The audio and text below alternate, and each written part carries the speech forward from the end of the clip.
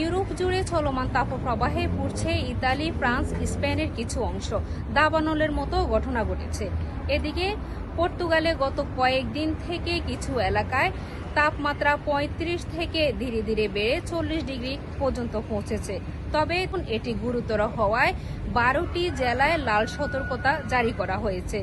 এদিকে পর্তুগালের ভিজুও এলাকায় ৭,০০০ হেক্টরেরও বেশি বনভূমি পুড়েছে। এতে ২,০০০-এরও বেশি দমকল কর্মী কাজ করছেন। স্থলপথ ও আকাশপথে অভিযান চালাচ্ছেন কর্তৃপক্ষ। Considero que es algo que acontece cada verano. O país está a hacer investimentos para controlar con los nuevos equipamientos este tipo de situaciones. তিনি বলেছেন, প্রতি বছরই পর্তুগালে দাবানল হয়ে থাকে, তবে এটি প্রতিহত করার জন্য আগে থেকে নতুন নতুন সরঞ্জাম সংগ্রহ করে রাখা হয়। এদিকে তীব্র গরমের মধ্যেও গতকাল ক্রোয়েশিয়া এবং পর্তুগালের খেলা নিয়ে ফুটবল প্রেমীদের মধ্যে উচ্ছ্বাসের কমতি ছিল না।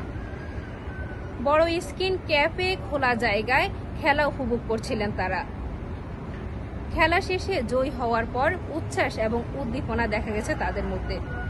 এদিকে আবহাওয়া কর্তৃপক্ষ জানিয়েছেন, আগামী দিনগুলোতেও গরমের তাপমাত্রা ধীরে ধীরে বাড়তে পারে এবং এই সময় দিনের সবচেয়ে গরমের সময় সরাসরি রোদ এড়িয়ে চলা, পর্যাপ্ত পরিমাণ পানি পান করা, বয়স্ক, শিশু এবং অসুস্থ ব্যক্তিদের যত্ন নেওয়ার পরামর্শ দিয়েছেন।